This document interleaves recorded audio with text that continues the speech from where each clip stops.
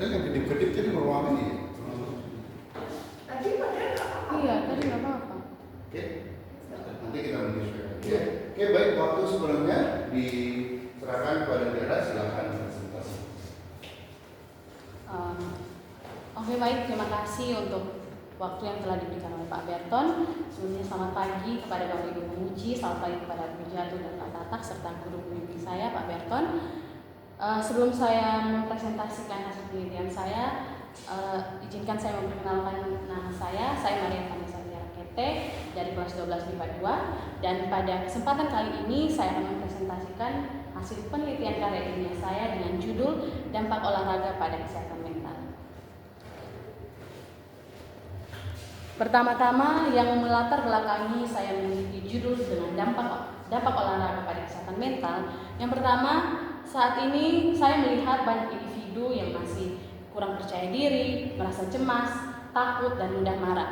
Hal tersebut disebabkan oleh beberapa faktor. Yang pertama dari faktor internal yang berasal dari dalam diri sendiri maupun faktor eksternal yang terkadang berasal dari lingkungan keluarga, lingkungan pertemanan maupun lingkungan sekitar. Yang kedua, saya mengamati bahwa orang yang sering berolahraga cenderung lebih ceria daripada orang yang jarang berolahraga. Yang ketiga, saya ingin memberikan solusi atas kesehatan mental yang kurang. Dan yang terakhir, saya ingin membuktikan bahwa olahraga memiliki dampak yang baik bagi kesehatan mental. Karena di dalam diri seseorang terdapat 3 hormon. Yang pertama adalah hormon endorfin, hormon dopamin, dan hormon serotonin, di mana ketiga hormon ini ketika selesai berolahraga dapat meningkatkan kinerja hormon ini, sehingga di hormon endorfin dapat meningkatkan suasana hati, meningkatkan mood seseorang, di mana hormon serotonin dapat menghilangkan rasa sakit dan dapat meningkatkan jiwa semangat dalam diri seseorang. Dan yang terakhir ada hormon serotonin, di mana hormon ini dapat meningkatkan kualitas tidur dan dapat meningkatkan suasana hati seseorang.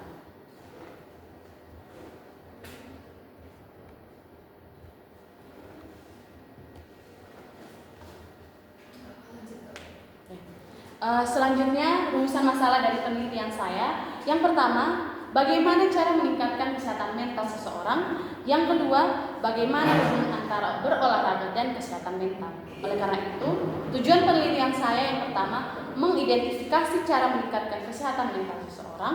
Yang kedua, menganalisis hubungan antara olahraga dan kesehatan mental. Selanjutnya, Apa ganti laptop ya?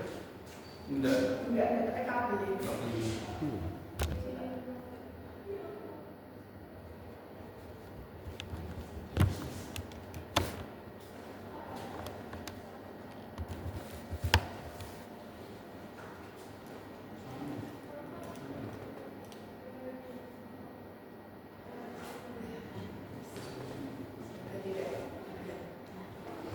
Selanjutnya ada manfaat dari penelitian saya, di mana yang pertama meningkatkan kesadaran seseorang bahwa olahraga dapat meningkatkan kesehatan mental. Yang kedua, meningkatkan motivasi seseorang untuk berolahraga. Selanjutnya ada beberapa jurnal penelitian yang relevan dengan penelitian saya kali ini. Yang pertama dari Karin dan kawan-kawan pada tahun 2024, di mana penelitian ini menggunakan metode sistematik literatur review atau SLR yang menemukan 6 artikel yang relevan dari 25 orang yang diteliti. Pada penelitian kali ini menunjukkan bahwa olahraga bermanfaat untuk kesehatan mental dari usia anak-anak hingga lanjut usia. Selanjutnya dari jurnal penelitian Rinjani dan kawan-kawan tahun 2024 menyatakan bahwa pentingnya kesehatan mental, dan peneliti juga menyatakan olahraga dapat mencegah depresi dan berpengaruh pada kualitas diri seseorang. Pada penelitian ini menggunakan metode kuantitatif dengan survei 50 orang dan menunjukkan pengaruh yang signifikan olahraga terhadap kesehatan mental. Selanjutnya, kerangka teorik dari penelitian saya kali ini. Yang pertama ada olahraga. Olahraga merupakan aktivitas fisik seseorang di mana dapat dilakukan secara kompetitif maupun secara santai, dan olahraga juga dapat dilakukan mulai dari olahraga ringan seperti melakukan pekerjaan rumah, jalan santai, dan hingga olahraga berat seperti renang, bermain bola basket, bermain bola voli, bermain bulu tangkis, dan lain sebagainya. Dengan berolahraga dapat meningkatkan potensi dan mengembangkan potensi diri seseorang. Selanjutnya ada kesehatan. Kesehatan di mana kesejahteraan diri seseorang untuk melakukan berbagai aktivitas dengan baik, dan kesehatan juga tidak hanya kesehatan fisik tapi bagaimana kesehatan mental dan kesehatan sosial boleh merata secara baik. Selanjutnya ada mental. Mental adalah kualitas diri seseorang di mana emosional dan psikologisnya baik, dan hal tersebut dapat dinilai dari watak dan batin individu tersebut, di mana jika perilakunya sudah baik maka mentalnya dapat dilihat dan dapat diketahui kualitas diri seseorang tersebut. Yang terakhir ada kesehatan mental. Kesehatan mental merupakan gabungan dari kata kesehatan dan mental, di mana kesehatan mental merupakan kesejahteraan mental seseorang untuk mengatasi berbagai tekanan hidup dan dapat bekerja dengan baik dan dapat melakukan berbagai aktivitas dengan baik.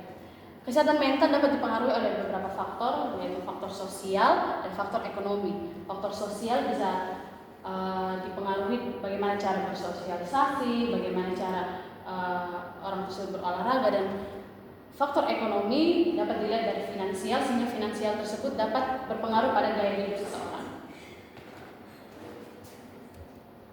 Selanjutnya, metode penelitian saya kali ini, waktu yang saya gunakan dalam mengumpulkan data dari responden dimulai dari tanggal 20 hingga 21 Maret 2025. Sampel penelitian saya adalah masyarakat umum, terkhususnya bagi pelajar-pelajar, mahasiswa-siswi dan mahasiswa-mahasiswi dan siswa-siswi di lingkungan SMA.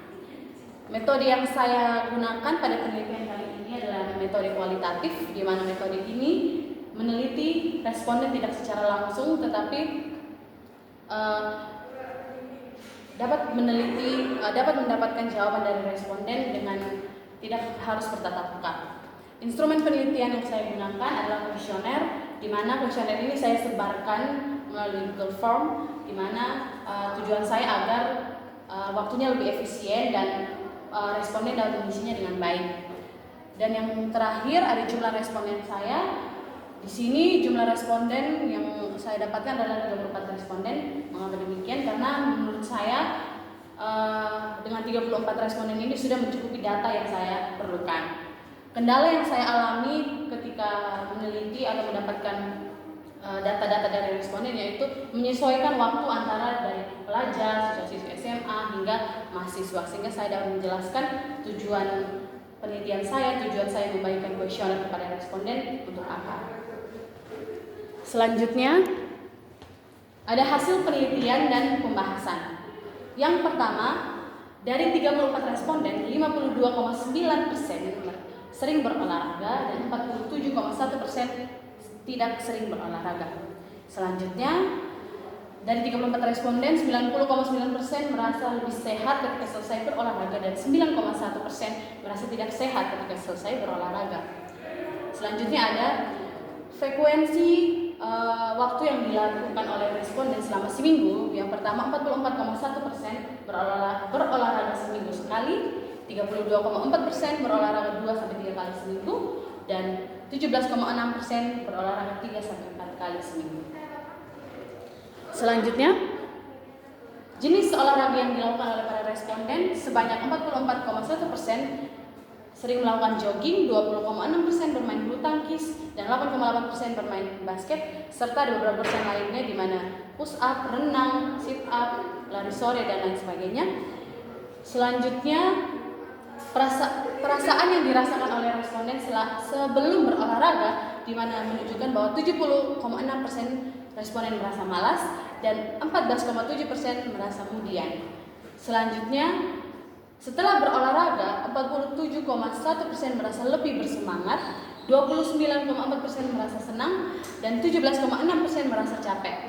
Dari diagram ini dapat kita lihat bahwa pengaruh dari olahraga dapat meningkatkan kesehatan mental seseorang, di mana ketika selesai berolahraga, seseorang lebih bersemangat, lebih merasa senang sehingga dirinya siap untuk melakukan aktivitas selanjutnya dengan baik. Dan yang terakhir adalah pendapat responden mengenai dampak olahraga pada kesehatan mental, di mana responden menjawab bahwa olahraga memiliki dampak yang baik bagi kesehatan mental karena dengan berolahraga kesehatan mentalnya dapat lebih baik lagi, dan dengan berolahraga dapat memperbaiki kualitas tidur, dapat memberikan rasa senang karena saat berolahraga responden merasa dapat bertemu dengan orang-orang di sekitar sehingga lebih meningkatkan rasa percaya dirinya dengan baik.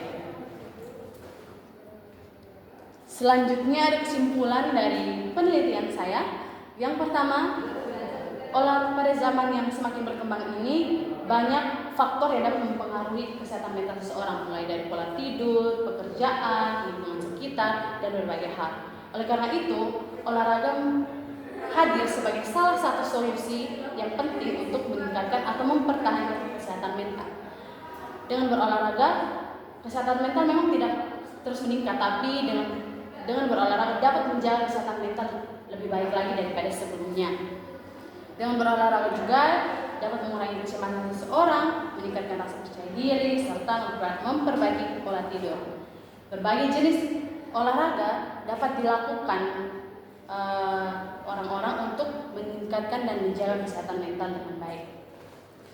Dan yang terakhir ada saran dari saya. Yang pertama, saya memberikan saran kepada Dinas Pendidikan dan Olahraga atau Dispora, di mana Dispora dapat membuat suatu komunitas olahraga kepada masyarakat umum dan mempromosikan komunitas tersebut kepada masyarakat umum sehingga komunitas tersebut dapat diikuti oleh masyarakat umum dan meningkatkan tingkat kesadaran masyarakat tentang pentingnya olahraga, khususnya untuk meningkatkan kesehatan mental. Selanjutnya, saran saya kepada masyarakat umum lebih sadar tentang betapa pentingnya olahraga, tidak hanya untuk kesehatan fisik saja, tetapi olahraga juga dapat meningkatkan kesehatan mental sehingga masyarakat dapat memperbaiki setiap kecemasan emosional masyarakat dengan baik, dan masyarakat juga dapat mengikuti berbagai kegiatan yang diselenggarakan oleh pemerintah seperti contohnya fun run, maraton, dan berbagai kegiatan lainnya. Dan yang terakhir, saran saya untuk peneliti selanjutnya, di mana peneliti selanjutnya dapat memperluas sampel populasi yang diteliti tidak hanya di lingkup remaja seperti yang saya tidak hanya di lingkup siswa-siswi, pelajar dan mahasiswa, tetapi boleh dari anak-anak hingga orang tua, karena bisa dilihat pada saat ini banyak lansia orang tua yang sering berolahraga. Nah, itu bisa diteliti bagaimana apakah kesehatan mental mereka lebih sehat daripada pemuda-pemudi atau remaja saat ini.